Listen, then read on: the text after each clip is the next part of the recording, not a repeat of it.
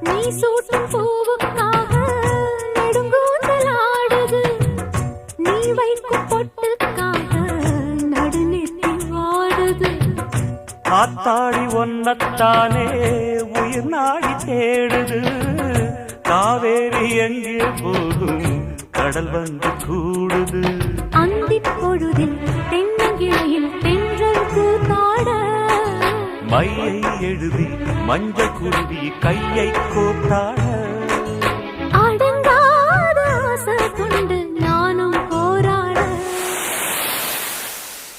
உனக்கென பிறந்தவ ரெக்க கட்டி பறந்தவ இவதான். என விட உனக்கு இங்கு மனசுக்கு பிடிச்சவ எவதான்.